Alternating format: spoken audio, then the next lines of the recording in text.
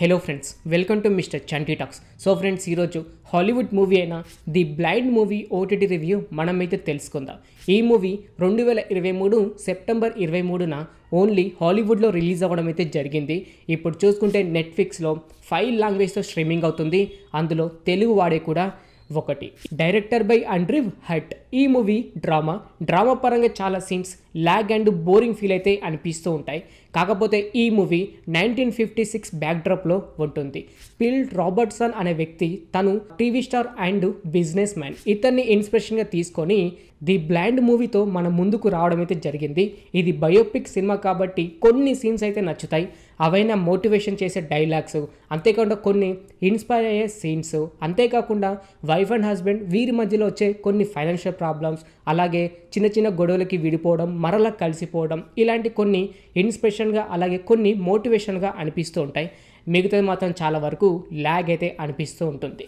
బేసిక్గా స్టోరీ విషయానికి వస్తే, పిల్ రాబర్ట్సన్ ఈయన అడవిలో తన ఫ్యామిలీతో ఉంటూ అడవిలో ఉన్న జంతువుల్ని హంటింగ్ చేస్తూ రోజుల్ని గడుపుతూ ఉంటాడు. కానీ ఈ రాబర్ట్సన్ కే అనే అమ్మాయిని ప్రేమించి పెళ్లి చేసుకున్న తర్వాత ఎందుకని సైకోగా మారిపోయాడు, భార్య పిల్లలకి ఎందుకని దూరంగా ఉన్నాడు, మరలా మంచి వ్యక్తిగా మారి భార్య పిల్లలకి ఎలా దగ్గరయ్యాడు అనేదే ఈ సినిమా స్టోరీ మాత్రం చాలా బాగుంది. కానీ అవుట్పుట్ మాత్రం అనుకున్నంతగా నచ్చదు. చాలా వరకు ల్యాగ్ అండ్ బోరింగ్ సీన్స్ అయితే ఉంటాయి.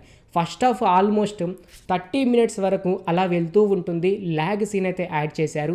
కన్వర్షన్ బాగుంటుంది, కానీ స్టోరీ మాత్రం అనుకున్నంతగా నచ్చదు. క్లైమాక్స్లో వచ్చే సీన్కి మాత్రం కొద్దిగా కనెక్ట్ అయితే అవుతారు, కానీ మిగతా అంత మాత్రం బోర్ అండ్ ల్యాగ్ అనిపిస్తూ ఉంటుంది. కాకపోతే బయోపిక్ సినిమా కాబట్టి కొన్ని సీన్స్ ఇన్స్పిరేషన్గా అయితే అనిపిస్తూ ఉంటాయి.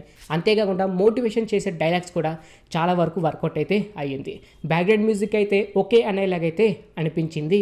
అలాగే ఈ సినిమాలో ఒక్క కామెడీ సీన్ కూడా ఉండదు. అది మాత్రం చాలా మైనస్ అయితే అనిపించింది. కాకపోతే ఈ రాబర్ట్సన్ తన జీవితంలో జరిగిన ప్రతి ఒక్కటైతే మనకు చూపించారు.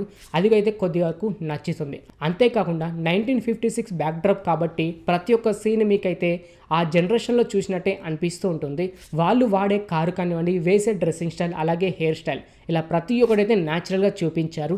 అంతేకాకుండా తెలుగు డబ్బింగ్ కూడా చాలా వరకు నచ్చుతుంది. మంచి మోటివేషన్ చేసే డైలాగ్, అలాగే ఇన్స్పైర్ చేసే ఈ క్యారెక్టర్, ఇవి రెండు అయితే మీకు నచ్చుతాయి. పెళ్లి చేసుకునే అమ్మాయిలైనా అబ్బాయిలైనా ఈ సినిమా చూస్తే కొన్ని సీన్స్ మాత్రం పెళ్ళైన తర్వాత మనం ఎలా ఉండాలనే కాన్సెప్ట్తో కొన్ని సీన్స్ అయితే ఉంటాయి. అది చాలా వరకు నచ్చుతుంది. అలాగే ఈ సినిమాని క్రిస్టియన్ పీపుల్కి అయితే నచ్చుతుంది. ఎందుకంటే క్లైమాక్స్లో దేవుని నమ్ముకుంటే అంత మంచి జరుగుతుంది అనేది ఒక సీన్ అయితే ఉంటుంది. అది కూడా కొద్దిగా వర్కౌట్ అయితే అయ్యింది. చాలా ఎమోషనల్ సీన్స్ అయితే యాడ్ చేశారు. కే అనే అమ్మాయి రాబర్ట్సన్ని పెళ్లి చేసుకున్న తర్వాత తను చాలా వరకు బాధపడుతూ భర్తకి దూరంగా ఉంటూ తన పిల్లని ఎలాగైనా భవిష్యత్తులో గొప్ప వాళ్ళని చేయాలి అని చేసే ప్రయత్నాలు, ఇలా ప్రతి ఒక్కటైతే న్యాచురల్గా చూపించారు. అంతేకాకుండా హీరోయిన్ అయిన కే తన యాక్టింగ్ కూడా చాలా వరకు వర్కౌట్ అయితే అయ్యింది.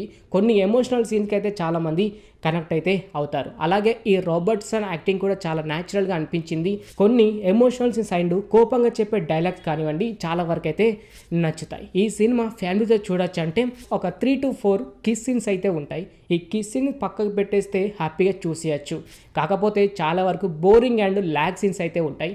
ఇవన్నీ పక్కకు పెట్టేసి ఈ సినిమా చూస్తే కొద్ది వరకు అయితే నచ్చుతుంది. ఫ్రీగా ఉంటైతే వెళ్ళి చూడడానికి అయితే ట్రై చేయండి. ఇప్పుడు చూసుకుంటే అయితే నెట్ఫ్లిక్స్లో తెలుగులో కూడా స్ట్రీమింగ్ అయితే అవుతుంది. ఓకే ఫ్రెండ్స్, చూసారు కదా హాలీవుడ్ మూవీ అయిన the blind movie OTT review. ఇంకిలాగే ప్రతి ఒక్క హాలీవుడ్ మూవీ రివ్యూ అండ్ ప్రతి ఒక్క వెబ్ సిరీస్ రివ్యూ, ఇలా ప్రతి ఒక్కటి మీరు తెలుసుకోవాలి అనుకుంటే మన ఛానల్ని సబ్స్క్రైబ్ చేసుకొని పక్కనుండే గంట సింబల్ని యాక్టివేట్ చేసుకోండి. మరొక మూవీ రివ్యూతో మనం కలుసుకుందాం. Thanks for watching.